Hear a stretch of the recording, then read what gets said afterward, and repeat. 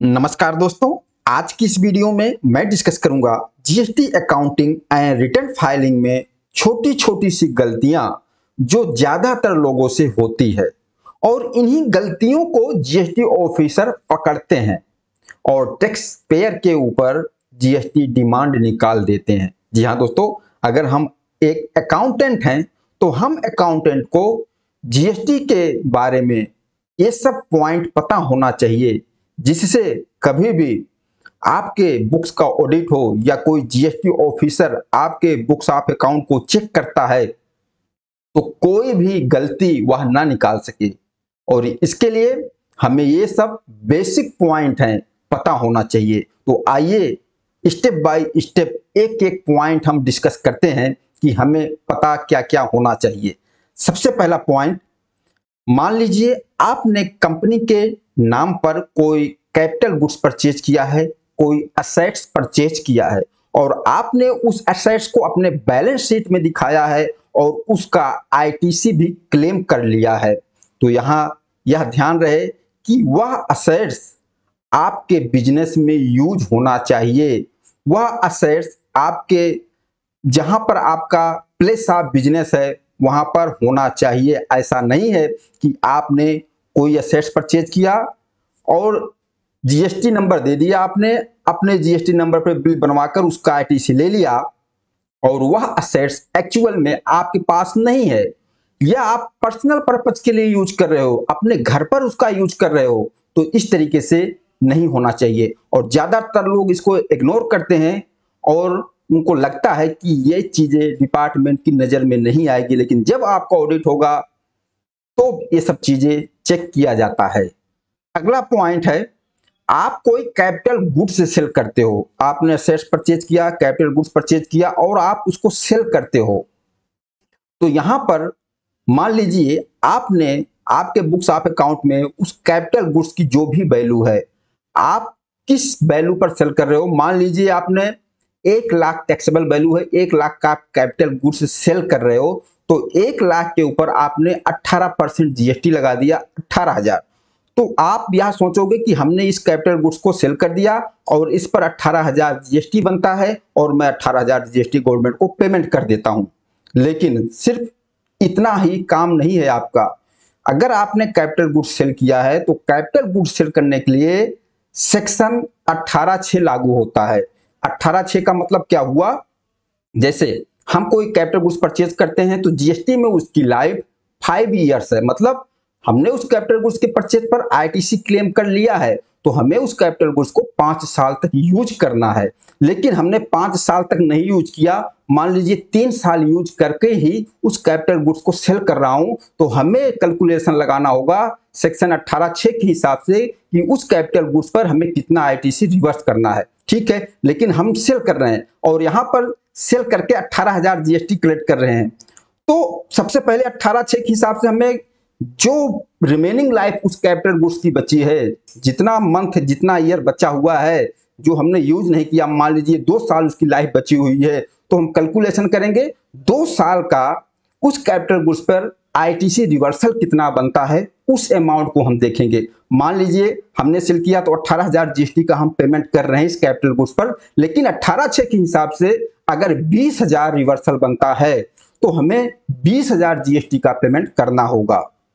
और अगर 18(6) के हिसाब से रिवर्सल कम अमाउंट बनता है, मान लीजिए 15,000 ही अमाउंट बनता है, तो जो हम 1,00,000 का सेल कर रहे हैं और 18,000 हमारा जीएसटी बन रहा है, तो फिर हम ये 18,000 ही पेमेंट करेंगे। तो अगर आप कोई कैपिटल गुड्स सेल करते हो तो 18(6) का कैलकुलेशन करना ही होगा। और अगला पॉइंट क्या है हमारा, रूल 86(b) का कंप्लायंस। देखिए, अगर कोई छोटे मोटे बिजनेसमैन है, ट्रेडिंग का काम कर रहे हैं, तो उनको इस बात का बिल्कुल ध्यान देना होगा जो कि इग्नोर करते हैं।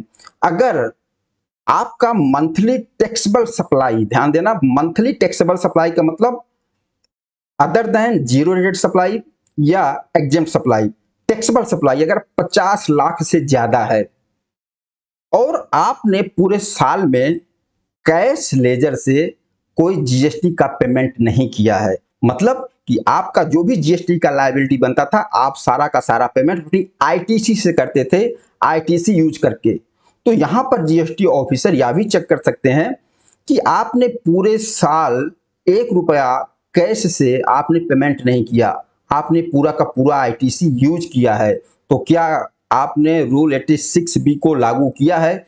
अगर रूल 86B कहता है कि अगर आपका टैक्सेबल सप्लाई मंथली 50 लाख से ज्यादा है तो आपकी जो भी लायबिलिटी बनती है जीएसटी पेमेंट करने के लिए, उसका 1% आपको अपने कैश लेजर से ही पेमेंट करना होगा, कैश अमाउंट से पेमेंट करना होगा, भले ही आपके इलेक्ट्रॉनिक क्रेडिट लेजर में कितना भी बैलेंस क्यों ना पड़ा हो। आप टोटल क्रेडिट लेजर का बैलेंस नहीं यूज करोगे, एक कम से कम 1% आपको कैश से जीएसटी का पेमेंट करना होगा।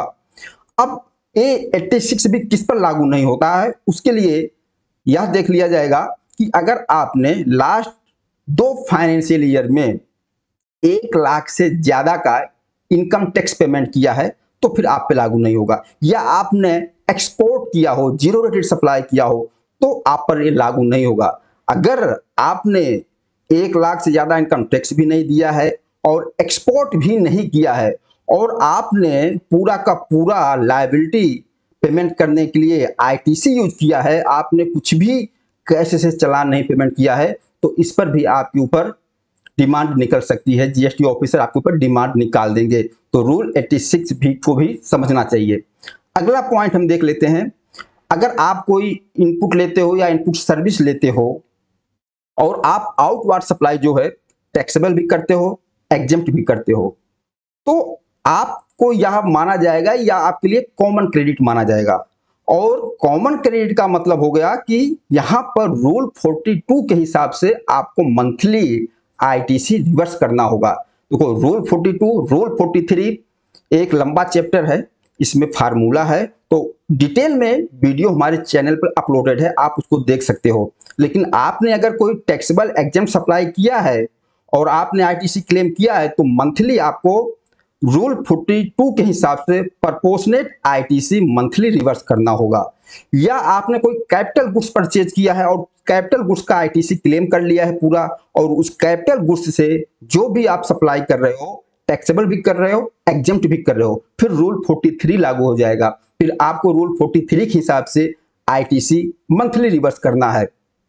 आप मंथली आईटीसी रिवर्स कीजिए रूल 42 या रूल 43 के हिसाब से, और फाइनली पूरे साल का लास्ट में एक बार चेक कर लीजिए कि आपका जो रूल 42 या 43 के हिसाब से जो आईटीसी रिवर्सल बनता था, जिस पर आपका कॉमन क्रेडिट था, टैक्सेबल प्लस एग्जेम्प्टेड सप्लाई था, तो क्या आपने प्रॉपर पूरा आईटीसी रिवर्स किया है। अगर कुछ डिफरेंस है तो आप फाइनली मंथ में, फाइनली ईयर में रिवर्स कर दीजिए। ओके, अगला पॉइंट हम देखते हैं, creditors payment with in 180 days. इस पर भी काफी लोग ध्यान नहीं देते। बहुत सी ऐसी पार्टियां हैं जो कि अपने सप्लायर्स को पेमेंट भी नहीं किया है 180 डेज से ज्यादा, और उसका आईटीसी भी क्लेम करके बैठे हैं, ना तो पेमेंट किया ना तो आईटीसी रिवर्स किया है। अगर आपके बुक्स ऑफ अकाउंट का ऑडिट होता है, जीएसटी ऑफिसर चेक करता है, तो आपकी बैलेंस शीट से वह आपके क्रेडिटर्स की लिस्ट देखेगा कि आपके क्रेडिटर्स की लिस्ट में कितने पुरानी पेमेंट आपने नहीं किया हुआ है। अगर ऐसा कोई क्रेडिटर्स मिलता है